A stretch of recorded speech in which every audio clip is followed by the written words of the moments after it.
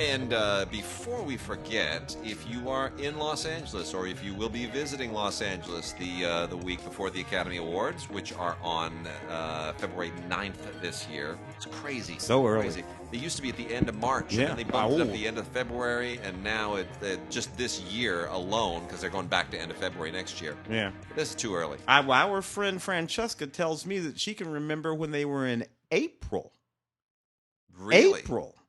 You know, that's true. They were much later in the year, in the 30s, and they were like in May and June in the 30s and 40s for a minute, and then April. Yeah, it's been moving back ever since. And then the little floaty thing back to February. But yeah, this is super duper early. Put a crunch on us, I'll tell you that. Man, and frankly, a couple of these films didn't quite make it out in time. That's true. The fact of the matter is, there were a few movies that I would have thought about if there had been a little bit more time. Well, if you're going to be anywhere in Los Angeles, come on down. Go to scpr.org or the Ace Theater, the Ace Hotel and Ace Theater homepage. I don't have that handy. I should probably. Yeah, it's easy to find. But Tim and I will be on stage at the Ace Theater with the rest of our Film Week colleagues on Sunday, February 2nd, recording the Film Week Oscar show, which is always a lively time. Clips from the movies and panels of critics up there arguing and debating and hopefully sometimes agreeing with each other about what will win what and what deserves what. And Larry Mantle hosting the whole thing in his inimitable and stylish way.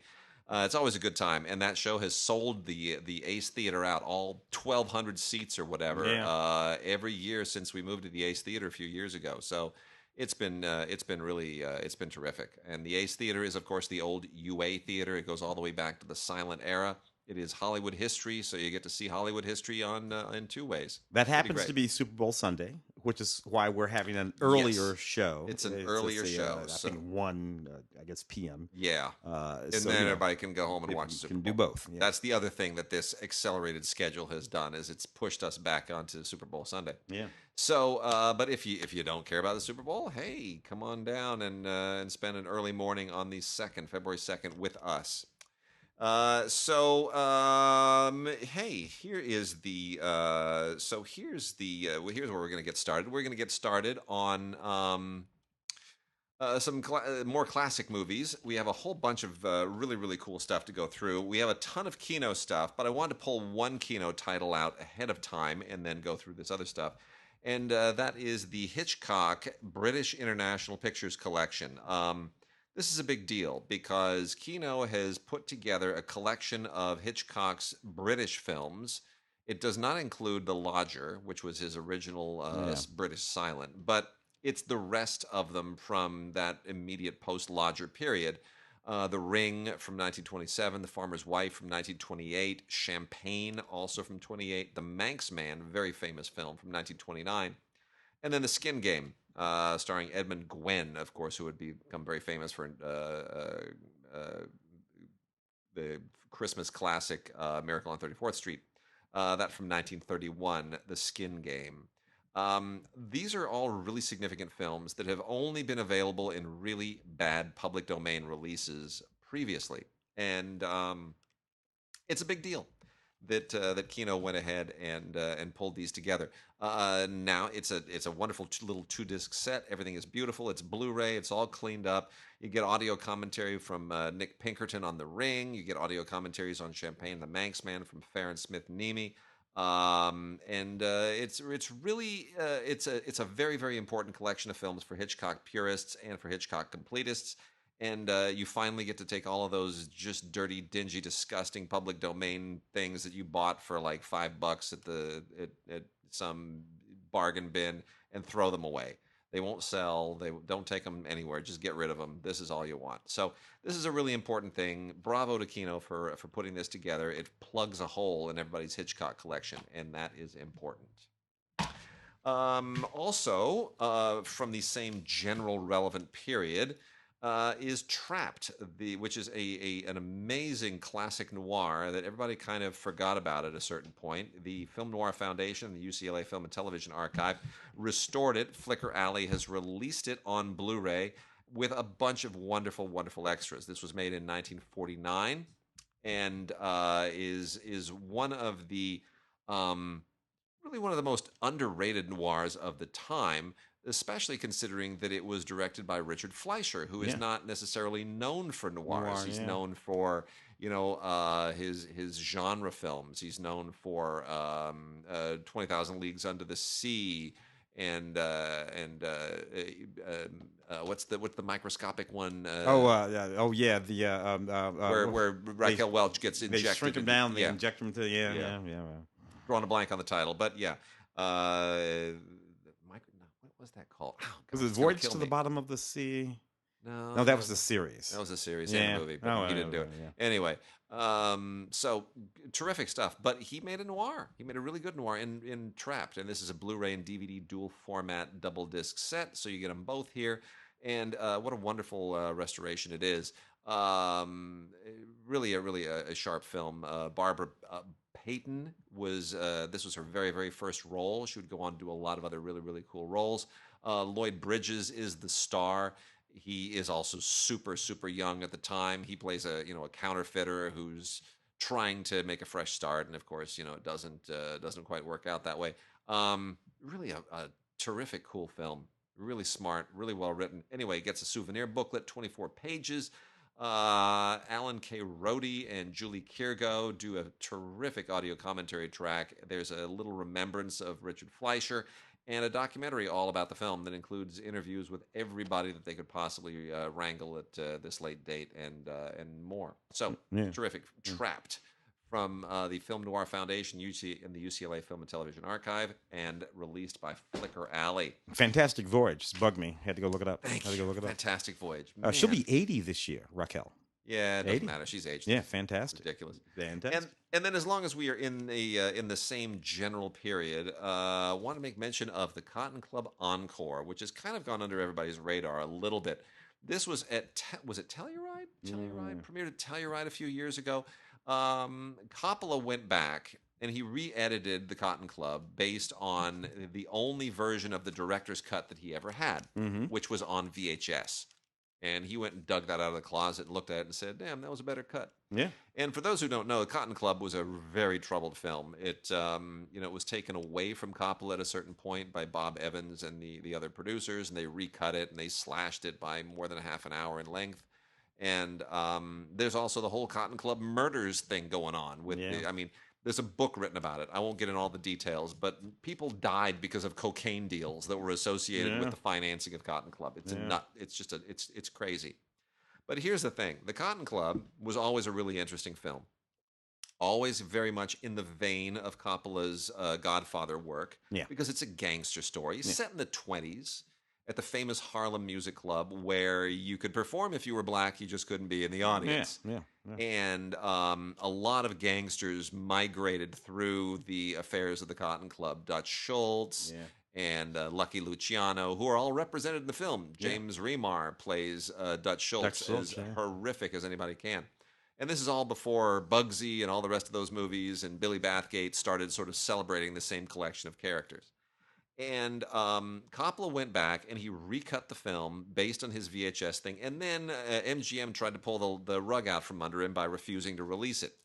Well, anyway, whatever the deal was, and I tried to find out, Lionsgate was able to get permission to finally release this. And what a spectacular film it is. It is so amazing. Among other things, the story of the Hines brothers is given equal relevance to the story of Richard Gere. Richard Gere, the trumpet player, Hines brothers, the dancing quartet, sort of representing.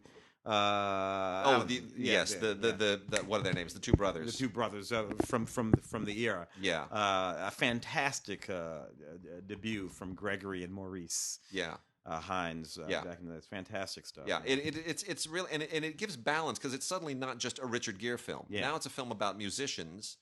And you find it, the way he cuts it is that very early on they're fellow musicians. There's no race barrier, there's no class barrier, there's nothing. It's only in the club that those barriers appear. Yeah. But outside on the street, they're brothers. And then of course the real split comes between the actual brothers. Yeah. And it's fascinating. It's really, really fascinating. It's the Nicholas brothers. The Nicholas brothers. Nicholas brothers that they're based on. But the connections to history here are just so beautiful, and there's an introduction to it from Coppola. and then a Q&A, and you know what? Not to mention young Diane Lane. Young Oh Diane my Lane, who's just God. magnificent Yeah. here. The only thing this doesn't have is the theatrical cut.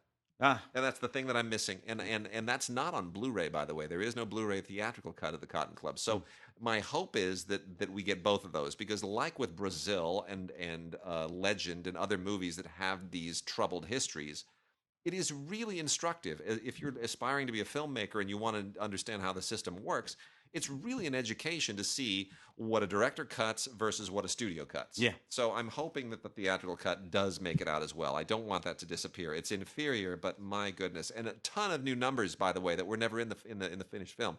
New numbers that are spectacular. And as far as I'm concerned, the ill will sequence is still one of the greatest things that I've ever seen in like the past 30 years. Lynette McKee just nails it, absolutely nails it. We talked about her last week, too. Yeah. Brewster's Sure Millions. did, yeah. So, all right. A little bit of movie stuff. Yeah, let's do some more movie, TV stuff, whatever we got still left over from last Well, let's week. knock off a few of these movies just before we're on. What did I start with? Big Trouble in Little China. Totally Love it. John Carpenter's Big Trouble in 1986. Love this movie. Love it. Kurt Russell, Kim Cattrall, Dennis Dunn. Talk about a movie, more than 30 years ago now. Yeah. Who put to work a whole bunch of Asian, I guess we'll call them actors. Yeah. This movie in 1986 had all the Asian actors in Hollywood working. James Hong, Victor Wong, Donald Lee, Carter Wong, Peter Kwan. It's just a fantastic movie. Susie Pei. It's a wonderful movie, a lot of fun. Kim Cattrall in this movie. It's so much fun. This particular disc is packed full of special features. So audio commentaries from the producers and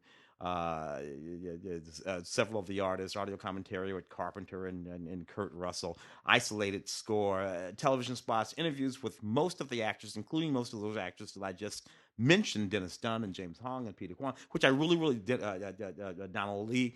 I really love that they're all on this release here, because there have been other releases of this and you didn't hear those voices talking about this in the film and all that kind of stuff. So this is just absolutely fantastic. John Carpenter's Big Trouble in Little China. Way to go, brother. Yep. Love that movie. Stacy Keach, and right after her turn in Halloween, Jamie Lee Curtis in Road Games.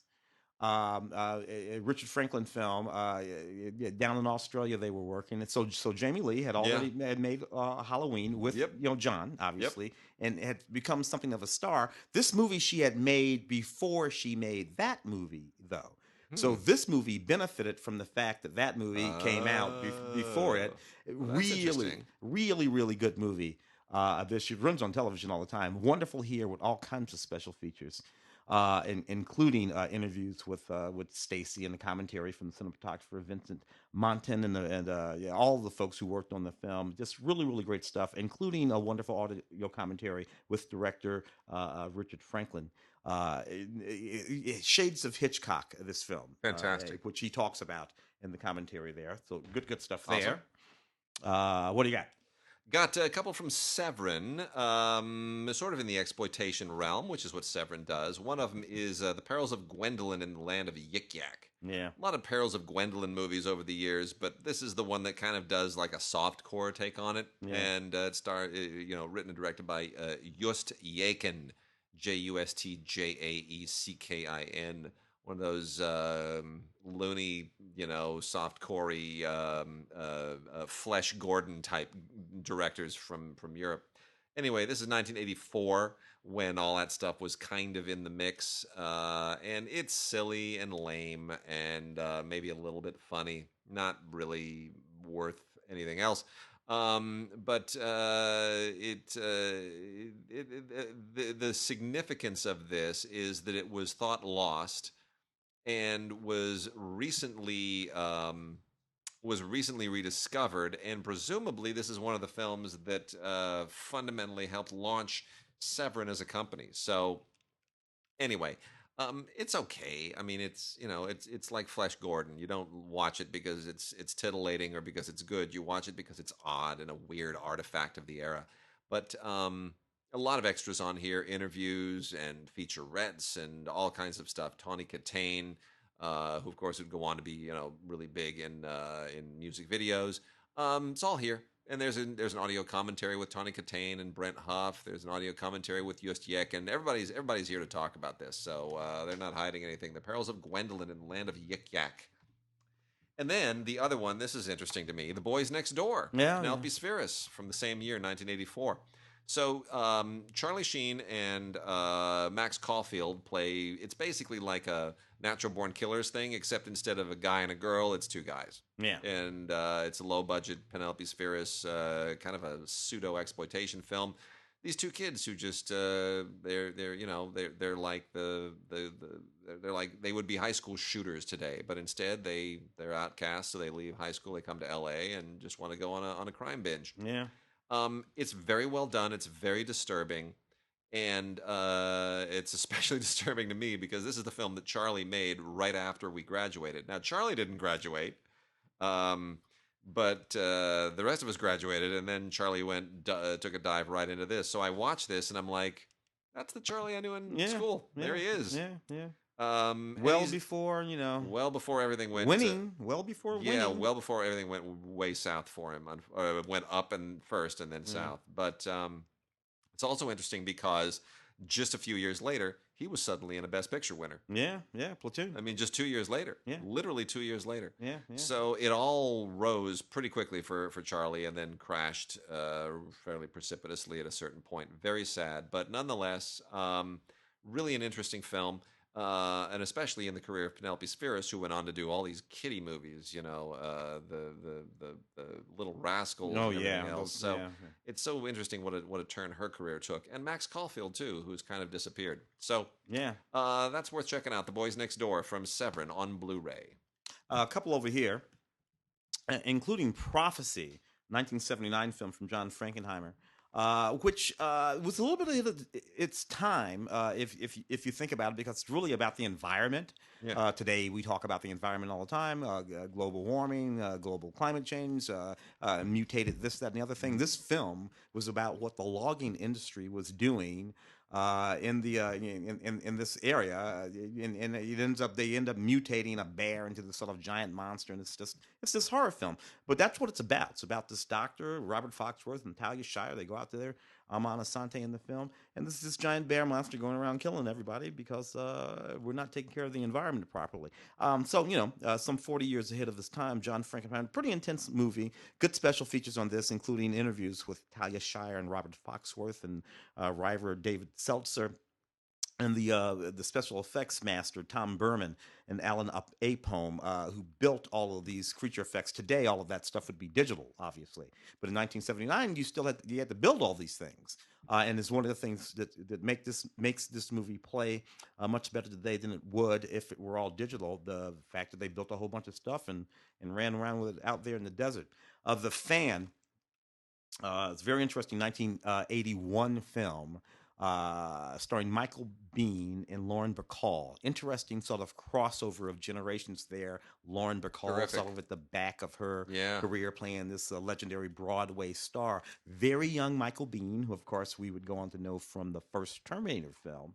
Or knew from the first Terminator film, but very, very young Michael Biehn playing this young man, record salesman, which is funny because, a record salesman, who's obsessed with her and starts stalking her. All kinds of wonderful people in this movie, including James Garner and Maureen Stapleton and Hector Elizondo. A very intense, very fraught film.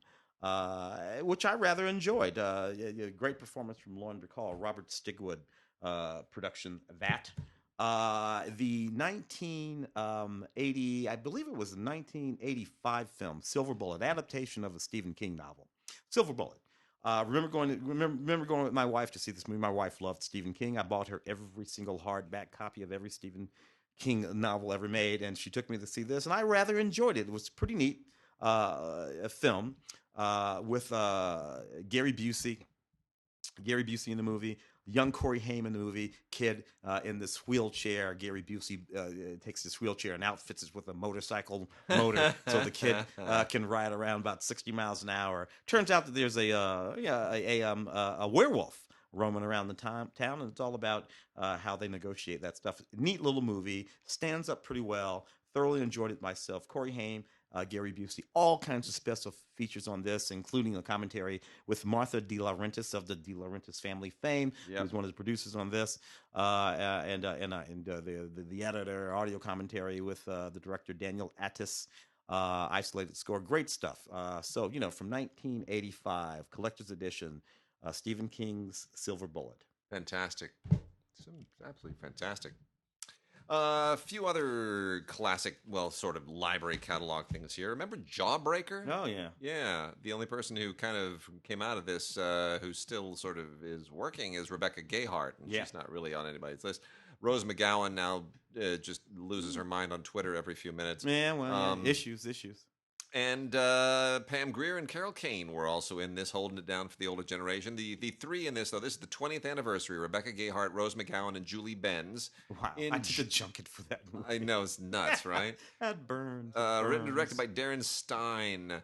This was a TriStar release 20 years ago and kind of predates all of the other high school Mean Girls things, So right? Things that came along 20 years later. Album, this was sort of later. This was kind of the beginning of all that stuff, and it comes on after Heathers. Yeah, it's obviously after Heathers, but it's all still in kind of that same general vein.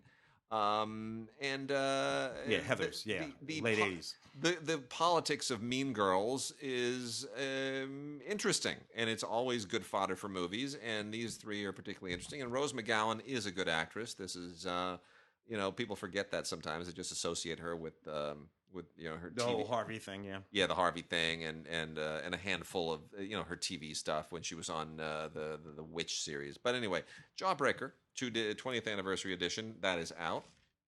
Also out from Classic Flicks, FLIX, is the 1947 comedy classic, kind of a screwball comedy thing from the of the genre.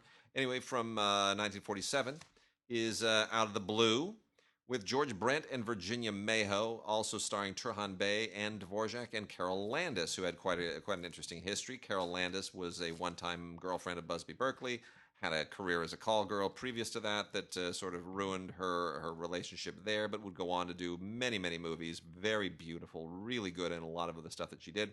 Had high-profile affairs with Daryl Zanuck and eventually Rex Harrison, who dumped her to stay with his wife, and then she killed herself at age 29. Yeah. Just the year after this. So this is 1 year before her death, and it makes it very sad. But Virginia Mayo is wonderful here. Everyone else is absolutely wonderful, and the story was written by Vera Kaspari, who wrote the source material for films like Laura and A Letter to Three Wives, and really, really great. And Lee Jason, who did a lot of screwball comedies, direct. So this is a nice little gem from the 1940s, otherwise overlooked. Out of the Blue on Blu-ray from Classic Flicks. And as long as we're mining the old movie stuff, wow, what a bizarre thing. Special edition, 1,500 copy edition only from the Film Detective, a 2019 restoration of Iga. The name written in blood. Iga. Yeah. Eegah, if you'd like to know how to spell this. This features the Mystery Science Theater version from 1993, which is how most people even know about this. Yeah, the film's from the 60s, I think. Yeah, and then you have the film legit without all the funky commentary and whatnot. It's just Richard Kiel, who would go on to play Jaws in the James Bond films, Spy Who Never Loved Me and Spy Who Loved Me and Moonraker, stars here, and he was also in some episodes, if you're a member of the Wild Wild West. Oh yeah, he played Miguelito Lovelace's big yeah. He's kind of he gets confused with Lurch a lot, but anyway, Richard Kiel plays a giant caveman,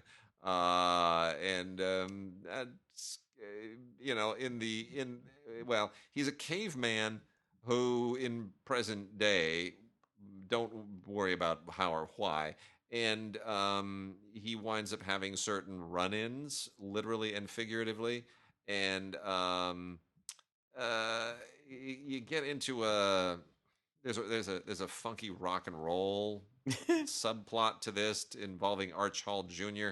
Yeah, who's still alive and still works. Yeah, it's really a silly movie. It's just completely. You'll notice the movie is directed by Arch Hall Senior, yeah. who's also in the movie. Yeah. And although it's directed by him under another name because he didn't want. Yeah. He couldn't have a movie directed by Arch Hall Senior starring Arch Hall Jr. Yeah. And not have it really hurt Arch Hall Jr.'s career. Anyway, Arch Hall Jr. talks about some of that here on the with the interview, and then Joel Hodgson of Mystery Science does a little interview here about the film's relevance as well. This is loopy. But anyway, there it is. It's Ega. Yeah. Arch Hall still hanging around, still working. When we do a cup of TV, you got hit some TV. The Chaperone, from the creator of Downton Abbey, a very good series. Elizabeth McGovern also in this series, set in the 20s. It's about a young actress, bon vivant, who wants to go to New York and join this dance company and do all this stuff. She's a rule breaker, and her mother decides to allow her to, in fact, go to New York and do all of this, but she has to be chaperoned. And who is her chaperone? But Elizabeth McGovern, and who doesn't break rules and wants to do everything exactly right. It's very sweet, very sharp, very funny. They both change a little bit. Blythe Danner in the film, Campbell Scott in the film, written by Julian Fellows, of course. It's just a perfectly lovely, sweet, set in the 20s, exactly what you would expect to come from Julian, who I thoroughly enjoyed. That Downton Abbey film, by the way, don't know if I ever had any thoughts about it being relevant in the Oscar run. Yeah, but I thought maybe the Dame. No, might get recognized. TV adaptations don't get almost never. Yeah. 50th anniversary of Sesame Street, just wonderful. Hosted by Joseph Gordon-Levitt. Love Joe Gordon-Levitt. Yep. As we look at 50 years, 1969, technically speaking, when Sesame Street hit the airwaves of PBS, everybody shows up in this, obviously, including some very recent contemporary sort of folks, including Sterling K. Brown and Patti LaBelle and Nora Jones, Elvis Costello, all kinds of folks in this. Bonus features includes a very specific set of commentary from Elmo called Elmo's World in celebration. So anyway, 50 years worth of Sesame Street is absolutely fantastic. Love Sesame Street. Can't go wrong with that. This is a very, very wacky 3-film collection called Royals in Romance. All right. Ooh. So we have... does it include Harry and Meg? Yeah. Two of them are about Harry and Meghan. Yeah. So Harry it's and not up to date, is it? No, not the new stuff. They're gonna have to make another movie for that. Well, the first one is actually William and Kate, and it's all about the whole William and Kate sort of thing that went on. And then Harry and Meghan, a royal romance, which is set prior to them. It's set for when they met, and it's all shaped. Here she is, the divorcee, and she meets this young prince, actual literal prince, on a blind date, and they fall in love. And then the third one is Harry and Meghan becoming royal, and it's all about everything that happens post the engagement, right through the wedding, and all of that business. It's a 3-film collection. If you're a royalist or something like a royalist, I suppose that you'll need to add this to your collection, but you'll have to sit back and wait another year to see how this new business with the royals turns out as they sort of what do they call it? Megxit? They're calling it Megxit. That's so unfair. That's so unfair. So unfair. Actually, I have to admit though, there are memes floating around comparing her to Yoko Ono, which are really funny. I mean, it's like putting her face in his over John and Yoko's, or inserting Yoko's face over hers. It's very funny. That makes Harry John Lennon, which is perfectly ludicrous. So we're not doing that. Steven Universe, the movie from Cartoon Network, a feature film, full 82 minutes long, featuring the characters from the Steven Universe series. Fantastic. He thought he was all finished saving Earth from the diamonds, but no, there will be more trouble, and it will take 16 new songs in original music added to the original Steven Universe in order to save Earth one more time. I enjoyed this as a series. I did not actually watch this whole 82-minute long movie because I'm an adult man and I have a life. But I'm assuming that it's okay. Hayden Turner and Poldark to complete fifth season of the series. Back again, the series. I always thoroughly enjoyed the series. Love the history, the historical context in which it is set. Young man returning from America, the Revolutionary War, to England. To find his fiance, who all of his people thought he was dead. His father's dead. His fiance is engaged to his cousin, and it's about how he negotiates a new life in England after having gone off to America to fight in the war. Beautiful series. Been on for years, by the way. I think this might be the third, maybe second or third incarnation of this series. Because there was one in the one in the 70s. They're all really good, but they're all really good there. I got some music here. I'm going to go through just some of the live performance and opera stuff from Naxos. We got a whole bunch of it, and want to get y'all kind of caught up on it. The first one here from Bel Air Classique. We got two from Bel Air Classique, and the first one is really, really terrific. To my knowledge, this has never been out in any performance before on Blu-ray. It is Kurt Weill's Street Scene, book and lyrics by Elmer Rice and Langston Hughes. Really, really an interesting thing. This is performed by the orchestra and chorus of the Real de Madrid Theater, Teatro Real de Madrid. And it's absolutely beautiful. It's just wonderful. If you don't know Kurt Weill, then you're, Threepenny Opera and all that stuff, probably not going to really respond to it. But it's one of the all-time great American operas, and it really is very nicely done. The Langston Hughes and Elmer Rice book is really, really superb. One of the all-time great opera books for any American opera. It's really, really good. So, wonderful Spanish staging of that. Also from Bel Air Classiques is Tchaikovsky's Eugene Onegin, which is done by the Bolshoi and the orchestra and chorus of the Bolshoi. Just really wonderful, wonderful stuff. So accomplished. Everything Bolshoi continues to be really, really top. Let's see, Tchaikovsky, you can't ever really go wrong either. Yeah. And then from Naxos proper, we have Ambroise Thomas starring in Hamlet. This is this is a really kind of a fascinating Hamlet performance. It's not at all what I was expecting going in, because it's basically a French staging of it, and it includes the orchestra of the Champs-Élysées, and Hamlet is played by Stéphane Degout, and it is quite unusual. I'll just say that it's a modern day interpretation. It's not exactly what I expected, but it is nonetheless. It shows you the flexibility of Hamlet as a story. I got a couple from Richard Wagner, Der Fliegende Holländer, from the Theater an der Wein, das neue Opernhaus. I'm mutilating my mother's mother tongue, but I don't care. And then we also have Tristan and Isolde, as performed by the Teatro della Opera di Roma in Rome. And I will say Tristan and Isolde, as long as it is, and it's like 5 or 6 hours long when they perform it, is really impressive. I've seen it live. I saw it here in Los Angeles, a different staging of it. But it lends itself to some really, really aggressive and interesting stage direction and art direction. And it's just superb. So I don't miss that. I would say the other one, Die Fliegende der Holländer is okay, but it's kind of minimalistic and not really that engaging. Orpheus and Eurydice, Orphée et Eurydice by Gluck, based on the original Hector Berlioz version. That is also out in a new production from the Opéra Comique in France. Really interesting.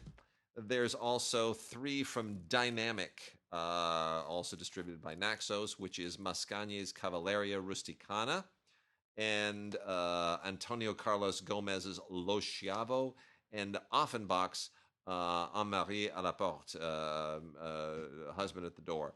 All 3 of those are unusual and little-known operas, but this is the first time that any of them have been on video, of any kind, VHS, DVD, Blu-ray, whatever. And so on that level alone, if you are an opera purist, you'll probably enjoy them. A couple movies. Yep. Interesting, this Beverly Hills Cop 3-movie collection. Excuse me. Interesting because Eddie, coming off some recognition, at least at the Golden Globes, for career achievement, I thought that, yeah, that I was did too. lovely. Yeah. The Golden But Globes at least figured something out. I thought he would get it. I really did think I he would thought he get an would. Oscar Yeah, nomination. I thought he was going to get an Oscar nomination too. But so anyway, there he was. This in Beverly Hills Cop, Beverly Hills Cop 2, Beverly Hills Cop 3. Eddie, of course, has a Coming to America. I can't believe they're doing a sequel to The that. sequel So to that, weird. and another Beverly Hills Cop is on the way too. So they say you can't go back. What's interesting is Eddie more or less looks the same.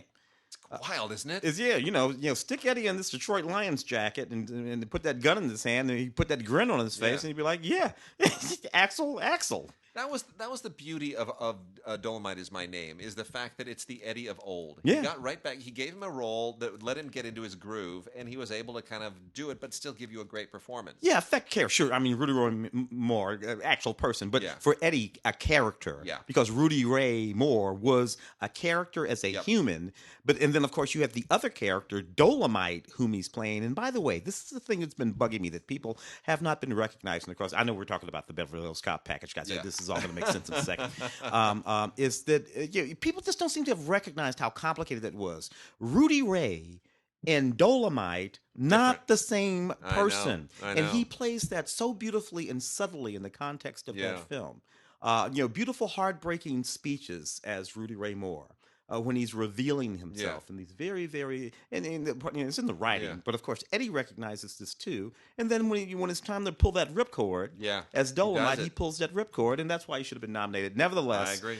3-movie collection, all of the Beverly Hills Cop movies. These movies were a hell of a lot of fun. The third one with the whole thing with Sylvester Stallone's ex-wife and all that Yeah, kind of stuff yeah. kind of overshadowed what was going on in that yeah. movie. Yeah. So that was a bit of a mess. But hey, you got 2 good movies out of 3. What the hell? Yeah. A Guide to Recognizing Your Saints. The only really good film from Dito Montiel. 2006 film, which gave us some interesting actresses that have gone on to Robert Downey Jr. and Chaz Palminteri are in the movie. But this movie gave us Shia LaBeouf, a young Right, actor. it did. This movie gave us a young Channing Tatum, all of whom have gone on to do some interesting stuff. They all, being good guys, went back and worked for Dito in a couple of other movies, Man Down and Fighting and a few other things. But this was the one movie that where everybody really got something good going on. A Guide to Recognizing Your Saints. All kinds of special features on this, including audio commentaries from the director and the editors and some of the producers and whatnot. 11 deleted scenes with optional commentaries too. Now, look, 11 deleted scenes? Look, if you got 11 deleted scenes on a film that you made, particularly an independent film, you should have wrote a better script. You should have wrote a tighter script. If you could shoot 11 scenes that you can completely take out of your movie and still make a coherent movie, you should have sat down. And so that's not a good thing. When I see a whole bunch of deleted scenes on a DVD, Blu-ray, that's not a good thing, generally speaking. That means that some screenwriting passes got overlooked. Yep. And a director had to fix all that crap. So anyway, just pointing that out for the kids in school. Got a few more on the music and performance end. Let's see, where would I start with these? Just knock these out real quickly. Complete Symphonies of Johannes Brahms. Gosh, this is beautiful. Yeah. Paavo Järvi, Scandinavian conductor, does this. This also includes the Brahms Code, which is a music documentary by Christian Berger on the on Brahms generally in his music. But this is a wonderful, wonderful collection from C major. Brahms wrote wonderful, wonderful symphonies, 4 in total, and it's just beautiful to see them conducted by such a great conductor. So this is Paavo Järvi and the Bremen Philharmonic in Germany. It's a beautiful Blu-ray set from C major and Unitel. And then we also have Carl Jenkins, The Armed Man, A Mass for Peace. Carl Jenkins conducted the World Orchestra for Peace in this very unusual performance. It's not exactly my kind of music. It's a little bit more modern classical, which isn't my kind of thing. But it's quite an audiovisual multimedia thing that they stage. It's really worth checking out. They did this in November of 2018 at the Mercedes-Benz Arena in Berlin. And it really is. It's an impressive thing that they mounted. So even if the music doesn't work for you, the opulence and the the spectacle of the thing probably will. Rebecca Penny's pianist performs on Blu-ray Legacy. Rebecca Penny's plays Frederick Chopin. Nothing spectacular here. It's just wonderful performances from 2016 of Rebecca Penny's Piano Festival, performing Chopin, and it's lovely and it's beautiful, and you have to really admire the interpretation if you're familiar with Chopin.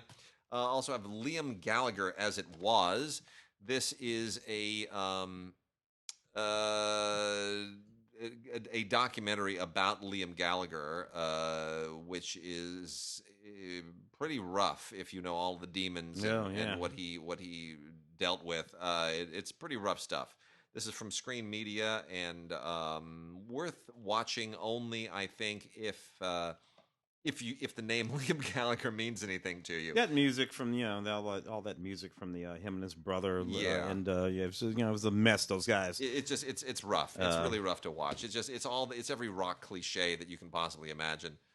We got Toto, 40 Tours Around the Sun on Blu-ray. These guys are still rocking it. They're still going, and the songs still sound good. Some of them sound even better. This is from Eagle Vision and Universal. It's really, really a great collection.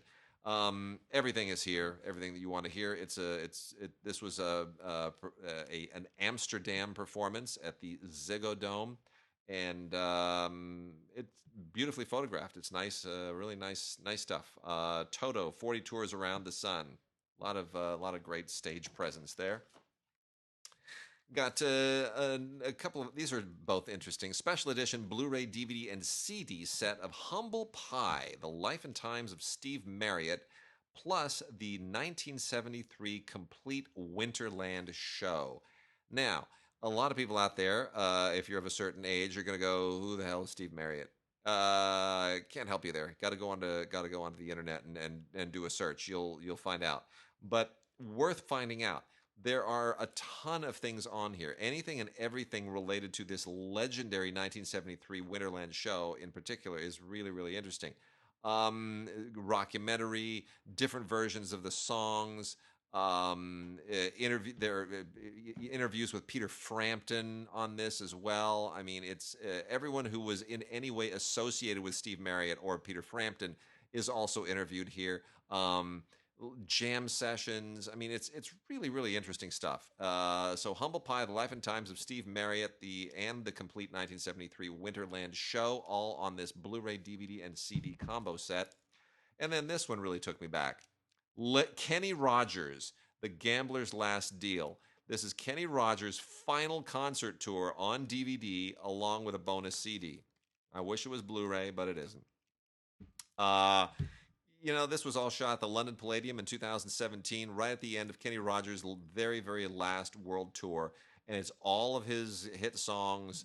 And you know what? The only person who doesn't show up on here is Sheena Easton, and that's too bad. But Dottie West shows up, Linda Davis shows up, The Gambler, Lady Luck, Every Time Two Fools Collide. I mean, it's really quite a thing. And Kenny Rogers is no spring chicken anymore. Yeah, Dude's nearing the twilight years, but he still pulled him in. And then the last few here, just to wrap up the whole performance thing, Il Divo, Timeless, live in Japan. This is a singing quartet of a group that has been going around for about 15 years, known as Il Divo. It's kind of a classical pop crossover quartet of European singers. And if you're not familiar with Il Divo, then don't worry about it. It's not your thing. But people who know Il Divo, they follow Il Divo in a big way. And they do they do their usual crossover mix of stuff from this performance that they did in 2018 in Tokyo. And wonderful classical compilation of stuff here from that was recorded at the Maltings Concert Hall. This is anchored. This is from Naxos. It is basically anchored by Saint-Saëns' Carnival of the Animals. Also includes Ravel's Mother Goose, Prokofiev's Peter and the Wolf, Benjamin Britten's The Young Person's Guide to Orchestra, and it's just a wonderful collection of classical pieces that sort of deal with animals and cater to children. And if you want to sort of teach your kids about classical music and give them a way in through animals, this is a wonderful way to do it. So that is from Naxos. Look it up as Carnival of the Animals from Naxos, and you will come up with this. It otherwise does not have a title necessarily. It's just a collection of music. And then World Champions from the 2019 World Series. That is out. The Nationals get their little celebratory Blu-ray. That is from Shout Factory and Major League Baseball. It's pretty much just everything that was on television, plus highlights.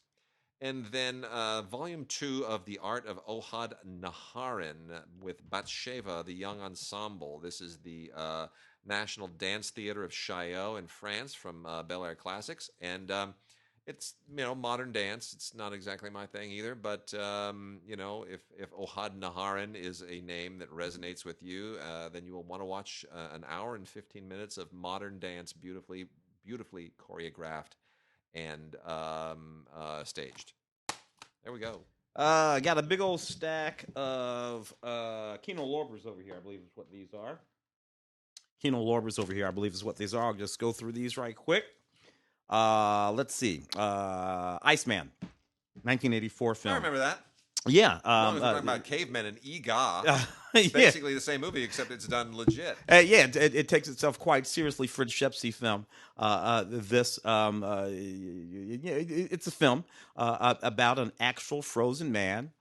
Timothy Hutton, Lindsay Krause from House of Games, the scientists on an expedition. They find a man frozen, a 40,000-year-old man frozen, and they unfreeze him and bring him back to life. And, it's a ridiculous plot, somehow made legit by Skepsy. But the serious way in which they take it is, you produce Norman Jewison is one of the producers in this film, and it kind of works in this particular way. I don't think the science is actually legitimate here, but the sort of ideas of what it would mean to take a 40,000-year-old person and bring them back to life in at least contemporary to the day of 1983 anyway, and what that would mean. Now, try doing that same 40,000-year-old man, bring his ass back to 2020.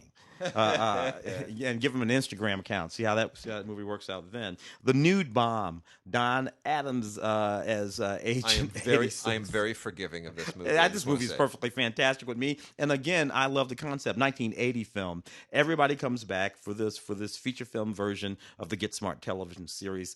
Actually, a horrible villain is threatening to set off a bomb that will destroy all of the fabric in the world. Just the fabric. No people, no buildings, no anything. Hysterical. It's fantastic. I watched this movie and I think to myself, what's the problem? Dude, set off the bomb. I ain't worried about it. A lot of fun stuff. Nevertheless, audio commentary by Sledgehammer creator Alan Spencer, who made this film called Hexed back in the middle 90s, early 90s. And I remember interviewing him at the Jerry's Deli that used to be on Ventura Boulevard. Alan Spencer. He was a funny guy that did a lot of funny stuff back in the day. Audio commentary by him, film historians, deleted scenes, alternative dialogue scenes, because I imagine they did a whole lot of ad-libbing on this movie, et cetera, behind the scenes footage from 1980. 94 minutes long of The Nude Bomb. I think Don left us. He's not with us anymore, if I'm not mistaken. I think you're right. He's gone. Paradise, a wonderful Mary Agnes Donahue film from 1980, I believe. Maybe a little bit longer, maybe 1991 or something like that. Don Johnson and Melanie Griffiths. Interesting. In that Don and Melanie are playing husband and wife in this series. I think they were actually still together at that time. A young child Elijah Wood in this movie. It's about a couple whose marriage and life are sort of falling apart. And this one summer, a young boy played by Elijah Wood comes to live with them, and it's about how he pulls them back together again. It's a perfectly lovely film from Mary Agnes Donahue. Great to see Melanie Griffith and Don Johnson together, young and vibrant, and sort of fantastic. A commentary on the track from the same film historian Peter Tunget. I remember watching that movie back in the day. Thoroughly enjoyed it. From the let's see, middle '90s, I think maybe 1997, David Duchovny and Timothy Hutton again, Angelina Jolie and Playing God. Yeah. Kind of a sharp thriller at the Yeah. time. Did okay at the Yeah. box office. I don't remember doing the junket for this. Neat movie. David Duchovny plays this disgraced surgeon. Yeah. He gets pulled into the world of gangsters and criminals. He becomes this bullet hole doctor. You get shot, stabbed, something like that. They go get David Duchovny. He's got all kinds of debt. They pay him in cash. Timothy Hutton playing a sort of crunchy bad guy in this. I thoroughly remember enjoying that Andy Wilson film. Audio commentary includes some stuff from the producers, from the writer Mark Haskell Smith. Neat David Duchovny film from back in the day. And here we have a really good Paul Schrader film with Richard Pryor. Ah, so good. Blue Collar, Yaphet Kotto in the film. Just a fantastic film. Harvey Keitel, blue collar workers Love it. I love that who movie. decide because they're not making any money and the union isn't helping them out. Now, what's interesting in this film is that it's the union Yeah. that they decide to rob because the union is Yeah. corrupt, which was an interesting and sort of controversial way to go. Particularly in 1978, when Yeah. unions were big and strong, and I think Jimmy Hoffa might have been gone for a Yeah. couple of years. I think he Yeah. disappeared in '75. Yeah. But at a time when this is before the 1980 Ronald Yeah. Reagan breaking the union stuff. Like this was an interesting sort of point of view. It's about how it all goes wrong and the friendships fall apart. But Richard Pryor, funny as hell in this movie, but also showing his dramatic chops already in Yeah. this movie. Yeah. Harvey Keitel and the wonderful Yaphet Kotto. I am that every time I watch that movie, I'm reminded of how sad it is that Richard Pryor didn't do more dramatic work. Yeah. Because he really had, but he just they got him into a groove and he was making money, and I And can't blame the man. And there but it was, yeah. boy, he really had dramatic chops. When he showed the dramatic chops, I'll give you a couple of movies. A movie called Some Kind of Hero. Yeah. Where he plays a Vietnam vet. He comes Yeah. back. Yeah, he's funny movie, but Richard has a chance to show his dramatic chops Yeah. in that movie. Also in Any Which Way Is Up. Which Way Is Up? That's right. Yeah, He did that opposite too. Lynette McKee. Plays a bunch of different characters in that Yeah. film, but the central guy that he plays has some really great dramatic Yeah. stuff that he gets to do in that movie. Mad Love, Crystal Donnell and Drew Barrymore in this movie that I remember enjoying. Antonio Bird film. Yeah. Antonio Bird film. From way back in the day, a young straight guy falls in love with this wild girl played by Drew Barrymore, and they're not going to be able to see each other, their families are going to separate them, and they run off together. Yeah. It's just it's a beautiful wild and love sort of movie. I don't think you could make this as a feature film You anymore. couldn't. This You lives couldn't. this lives on Netflix nowadays. Yeah, or something you're right. Like that. Couldn't Drew be a feature Barrymore. film today. And Crystal Donnell. David Keith, Tuesday Well, and Charlie Slatterer in Hotel Heartbreak. Yeah. I love this movie. Heartbreak Hotel. Heartbreak Hotel. Thank Yeah. you very much. I just love this movie. Set in 1972. Yeah. And they kidnapped Elvis. And going now. First of all, You couldn't do that today. Can't do that today Yeah. because Elvis is gone. And he steals his mother's pink Cadillac, and they go on a road trip. A lot of fun, these movies. And one of just occurring to me is you can't make any of these movies today. I did do the junket for this one, Ridley Scott's movie, White Squall, Yeah. starring Jeff Bridges and a whole bunch of young folks who would go on to have careers. I did not mind this. I look back on this, and I think that this and the what's the other sailing movie with Matthew Modine and Jennifer? Wind. Wind. Yeah. I look back and I'm very forgiving of both of them. Yeah. They make me want to go sailing. Yeah. Interesting stuff. But loosely based on true stories. Both of these. This one about a group of young men who go out with this seasoned captain to learn, fortitude and all this kind of stuff, and they get hit by a white squall. Loosely based on a true story, and it's all about what happens there. And again, you got Scott Wolf and a whole bunch of young actors who would go on there. Ryan Felipe, who would go on to have some interesting sort of kills. John Savage and others in the film. White Squall. So got some Kino classics here, and then we'll go into some other Kinos. Everything left on the show is Kino, by the way. This is the Kino show because Kino has been cutting some crazy deals, and they ordain certain films to be part of their Kino Classics line, and I could not be happier than I am about this one because we had just a couple of years ago Rodan released, which was a kind of a biopic about Rodan. And Cohen did a wonderful job releasing it. But the original great story about Rodan is Camille Claudel, starring Gerard Depardieu as Rodan and Isabelle Adjani in an Oscar-nominated performance as his greatest student, Camille Claudel.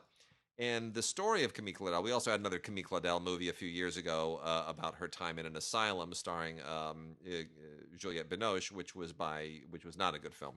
But this is a masterpiece. It's one of my all-time favorite scores by Gabriel Yared as well. It's just a magnificent movie, and the story of Camille Claudel and Rodin is incredible because it is tempestuous, and they had a romance, but they were a teacher and student, and her work, of course, at a certain point winds up transcending his, and her struggles with mental illness. It's an amazing epic. It is a beautiful film.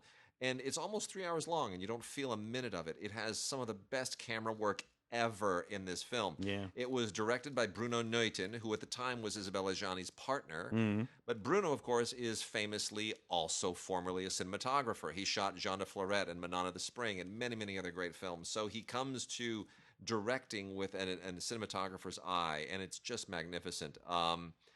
Isabelle Adjani has never been better. Gerard Depardieu has rarely been better.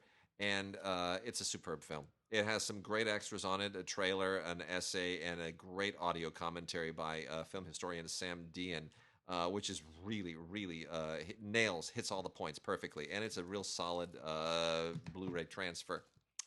Also on their Kino Classics line, another great one from France, A Sunday in the Country, the legendary Bernard Tavernier film, which is also wonderful, from 1984. This is, Tavernier is also one of my favorite all-time filmmakers. This is just one of his most beautiful pastoral films, set just on the eve of World War I in the French countryside. Deals with the politics of a family, Sabina Azima and Michel Aumont, and it's just wonderful. It's like my dinner with French people on the eve of World War I. Yeah, that's what it is. It's a superb film, and I'm elated that that's out on Blu-ray as well. The last two Kino classics. One, I'll do the more recent one. The Boat is Full by Marcus Imhoff. This was a 1981 foreign language film nominee, and it's a German film that deals primarily with the refugee situation around the time of World War II. It did, of course, not win the Foreign Language Film Award at that time, but it certainly has a lot of relevance in our current day with refugees. And as I was involved in a short film called Refugee, it really hits home. It's really a beautifully made film, beautifully directed, and Marcus Imhoff, if you've never heard of him, deserves to be rediscovered at this time. And then lastly, we have Flo Ziegfeld's Glorifying the American Girl. What an artifact this is. This has some Technicolor sequences in it, which is amazing because this damn thing was made in 1929. That's two-strip Technicolor at the time, by the way. This is really a kind of an artifact of an entire different area that gives you some insight into where Busby Berkeley kind of came from, because he at a certain point worked for Florence Ziegfeld in the Ziegfeld Follies, and this also co-stars Eddie Cantor, who did a lot of shows that Busby Berkeley staged on Broadway, and then Busby staged things in some of his first Sam Goldwyn movies in Hollywood. So this is really a fascinating little artifact of the past, produced by Adolf Zucker and Jesse Lasky, who of course would be the founders of Paramount Pictures, and has an audio commentary by Richard Barrios, the author of A Song in the Dark, the birth of the musical film.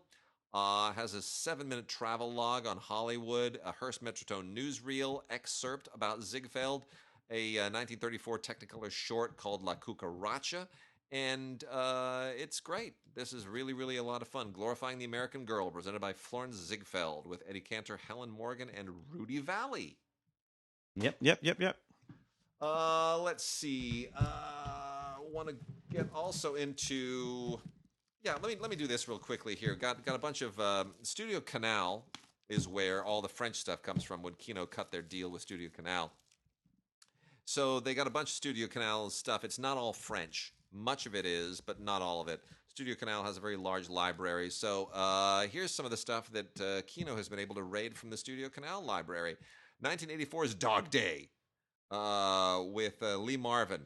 Otherwise, everybody else in this thing is French. It's basically a French film with Lee Marvin. and is an older Lee Marvin, but he grabs a gun and he's on fire. He plays a gangster who is trying to evade the law with his loot in France, and it winds up being it's not really a noir. It's just kind of a character study. It's a Lee Marvin character study, and he was a tough bastard right to the Yeah, end. I mean, boy. he died soon after this, 1984. But great audio commentary from Howard Berger and Steve Mitchell. And there is French and English audio on this for all of you who care. Also have Chuck Connors in Kill Them All and Come Back Alone. Kind of a spaghetti western from 1968, except a spaghetti western that stars Chuck Connors, which is a little bit weird. But yeah, this is directed by Enzo Castellari, who of course was one of the guys who made those movies, including the original Inglourious Bastards that inspired Tarantino. Chuck Connor's not exactly a spaghetti western guy, but he's perfectly fine here. The idea is it's about a bunch of Confederates who are trying to steal gold from a fortress of the Union Army in the closing days of the Civil War. The thing that makes this most interesting is that Alex Cox, who doesn't make movies anymore, he just does commentaries on other people's movies, does a really fun commentary. And I don't know why they have two different cuts on here. There's only a minute difference between them. The Italian cut is 1 minute longer at 100 minutes. I don't really see the point, but anyway, they're both on here. Beautiful photography, though, more than anything else, from 1968. Kill them all, and come back alone. Totally great Italian title. Also from the Studio Canal line is The Holly and the Ivy, a wonderful, unusual Christmas film from 1952, British film, with the amazing cast of Ralph Richardson, Celia Johnson, Margaret Leighton, and Denholm Elliott. It's an absolutely terrific cast, and it's a lovely. It's very much a Christmas film. It's just not an American Christmas film.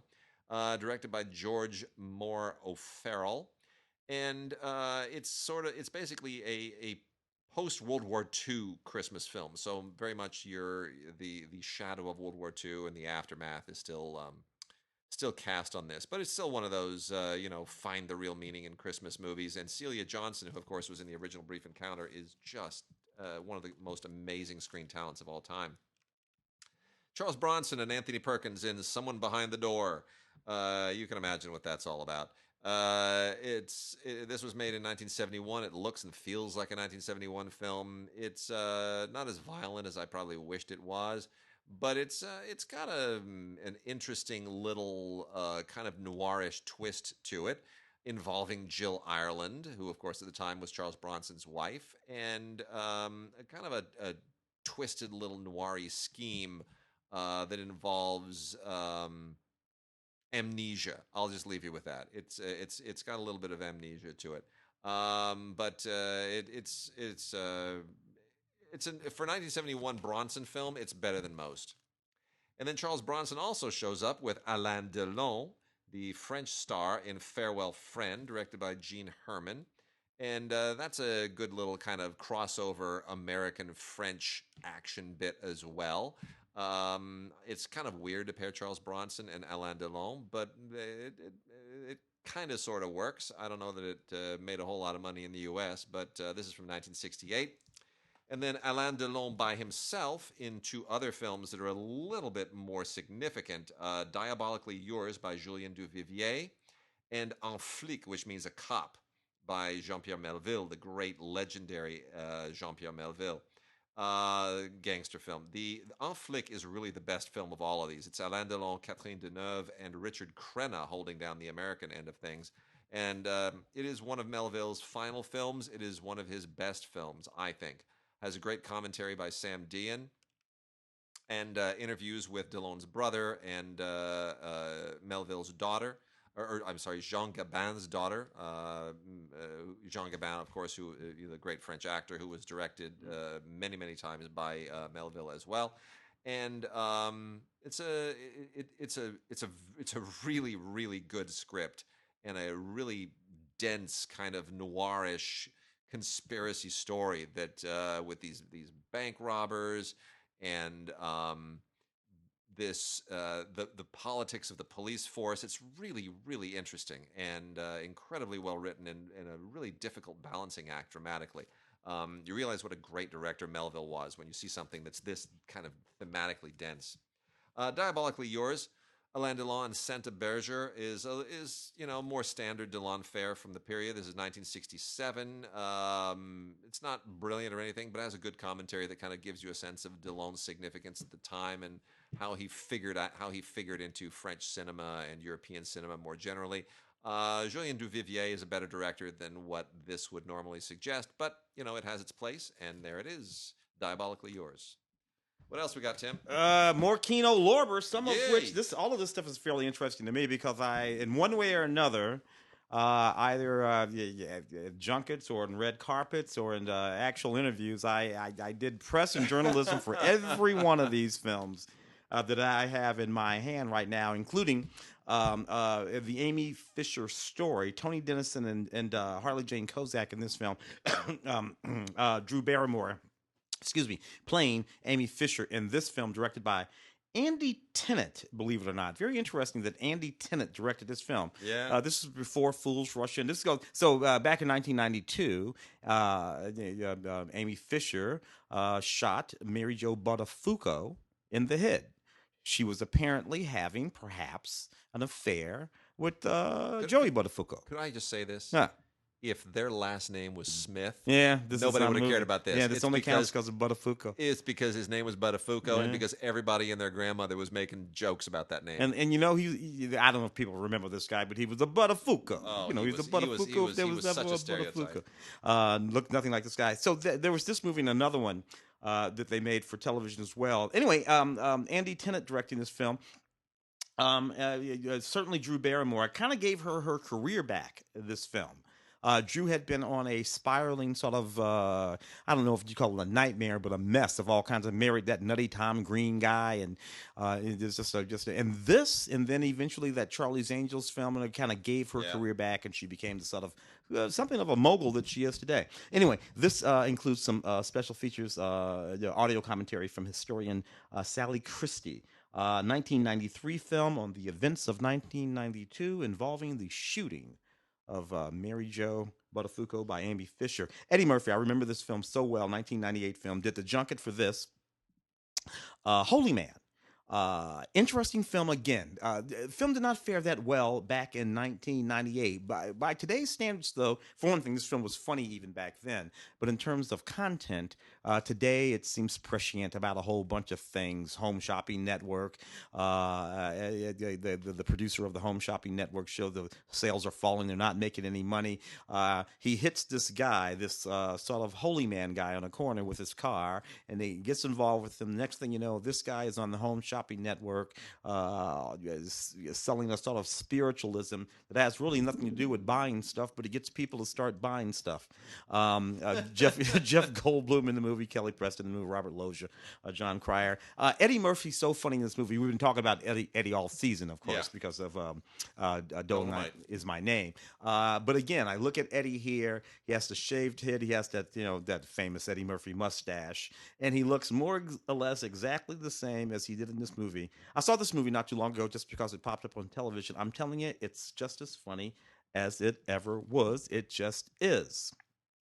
Mr. Wrong. Which has a whole new meaning now. Yeah. Because Ellen was not out at the time. It's not at all. 1996. Not out at all. Not the Ellen. I know. And his movie about Ellen looking for a husband, Mr. Wrong, Mr. Right. I Bill wonder Pullman. how Ellen felt when they offered her this project. I wonder how hard she must have laughed or cried. She had to, because at the time, to be honest with you, watching this film at the time, I did not know Ellen, who had a very different sort of demeanor and presentation. Yeah. And in the middle 90s, early 80s, so she was kind of feminine with the long blonde hair and all that. Lovely. I didn't I didn't have a thought about it. Nobody did. But there you go. She was kind of doing the same thing. There were a lot of female comics who were doing a little bit of an alternative thing. There was Elaine Boozler. Yeah. And there were a whole bunch of them at the time. And what's her name? Kathy Griffin. Oh, Kathy Griffin. Was doing it then too. Yeah. I will say this though. I believe because she's more or less playing the same character to some extent as she does ultimately in that sitcom. Where when that sitcom starts, she's still not gay. Ellen's going on dates in that Yeah. sitcom for a whole bunch of seasons before that the end of that show hits, and it changes everything. Burt Reynolds in this Elmore Leonard adaptation, Stick, Yeah. 1985. Love this movie. Yeah. Love this movie. Bert, from Sharky's Machine to Stick, he Yeah. made a number of really great, Gritty underrated, gritty cop films. Yeah, crime films. Yeah. where he started. Anyway, this one he's this guy. His cellmate from prison gets killed. He gets Yeah. drawn into this whole underworld sort of thing. This is just one hell of a movie. George Segal, Candice Bergen, Charles Journey in the film. Thoroughly loved it. Audio commentary here from film critic Nick Pinkerton. Behind the scenes stuff, trailers. A lot of fun here. Elmore Leonard Yep. penning the novel. Yeah. And also working on the script Great. for that Good movie. For Strangers Among Us, 1992 film, I remembered having a very long conversation with Sidney Lumet on the phone. I did the junket. Melanie was there, and all the other folks in the film was at the junket for this. But Sidney Lumet was not there, and they took a list of names Yeah. of folks who Sidney would give a call. I'm at home, living in Westwood at the time. Me and Yeah. Bridge living in Westwood at the time. I get a phone call on an actual landline phone, and it's, "Hello, this is Sidney Lumet." Yeah. And I'm like, tried to play it cool. Had a long conversation with Sidney Lumet about a number of things, including this film, which was an interesting thing because I didn't really care for this film. Yeah. It's about an undercover cop played by Melanie Griffith who goes into this Hasidic community undercover to investigate a murder, and obviously this community is very doesn't exactly want to let her into all the secrets and cults and all sorts of stuff that's going on there. Melanie Griffith was the weak thing in this film. The idea was really, really very good, but it was my chance to have a long phone conversation anyway with the late and wonderful director Sidney Lumet. Terminal Velocity. What I remember about this 1990. I did the junket. You did the junket for this one too? Yeah, I did. Look, this was David Twathi writing here. Charlie Sheen, Natasha Kinski. Yeah. I remember sitting across from Natasha Kinski, thinking, "Jesus, you're beautiful." Yeah. This is just insane how beautiful you are. Yeah. Tess, of course, of the when she was like only 16 years old, she had Yeah. done, but she looked exactly the same in 1994. I think Tess might have been 76, 78, 70. Late 70s. Late 70s, yeah. For sure. 1994, she looked exactly the same. This was directed by Darren Sarafian, Yeah. who my wife had worked with on a couple of films. The whole Sarafian clan, right? The dad's an actor, Richard. And anyway, I actually had I reconnected with Charlie for the first time on that at a certain.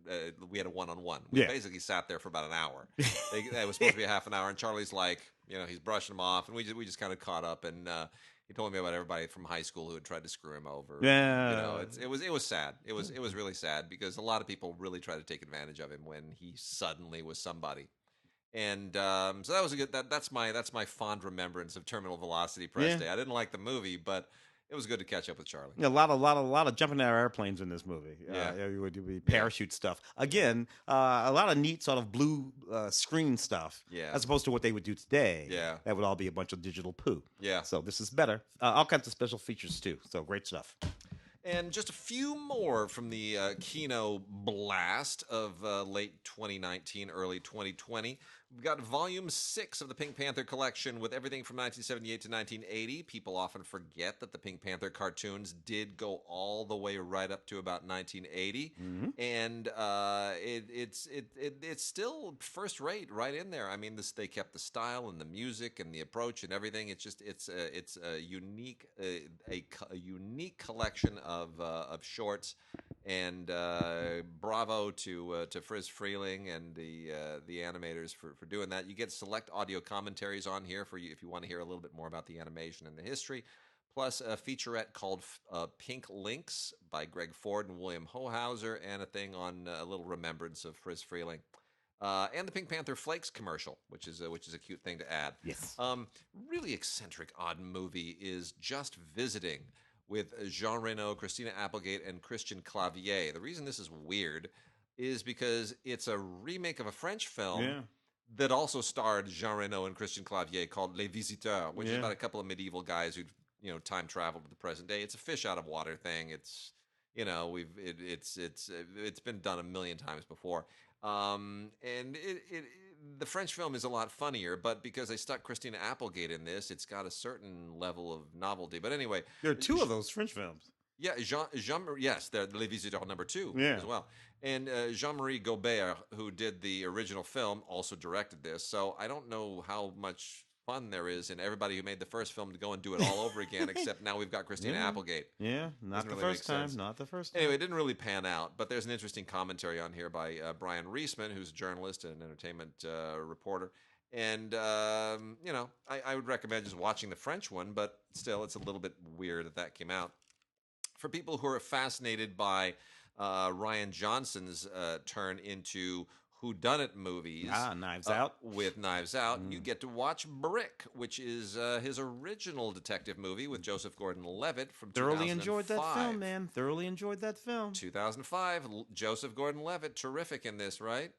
It's sharp writing too, It is sharp and so when Knives Out happened, Yeah. he's doing something there where he's, everybody's talking about like a sort of a noir. Yes. It's set in high school. Yeah. And everybody's into this noir sort of thing. But when Knives Out, I thought to myself, no, this is actually Ryan Johnson going back to original Yeah. Ryan Johnson. It's doing what he fundamentally wanted to do all along. He's not a Star Wars guy, No. a genre guy. He's a detective guy.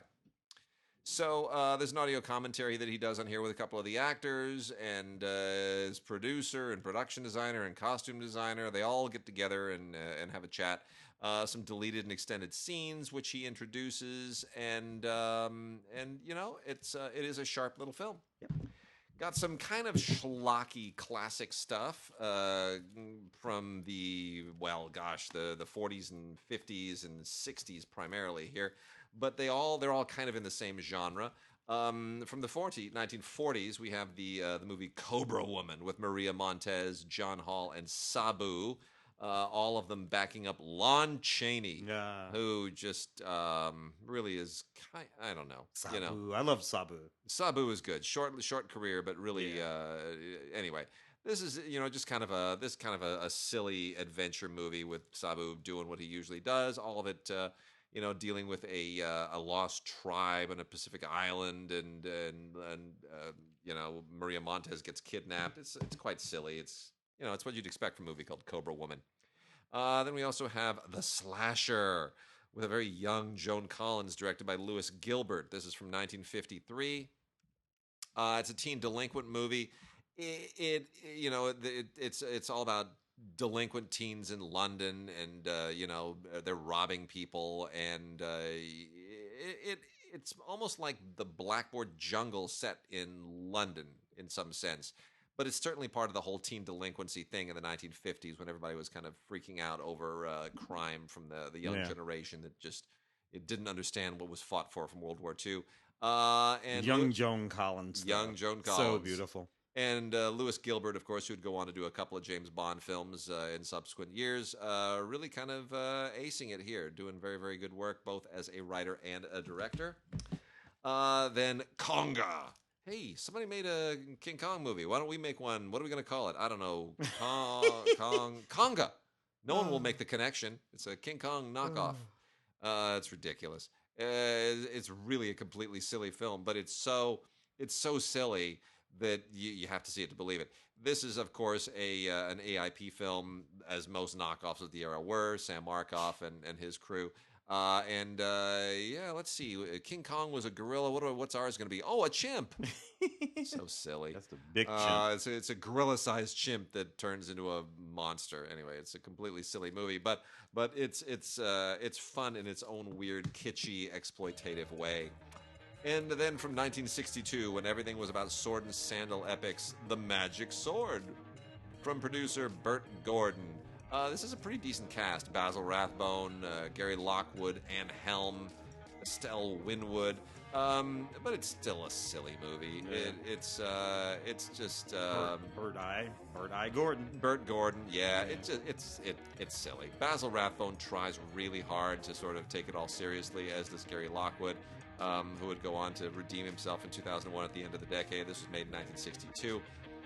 But Burt's still around. Burt made a movie 2015.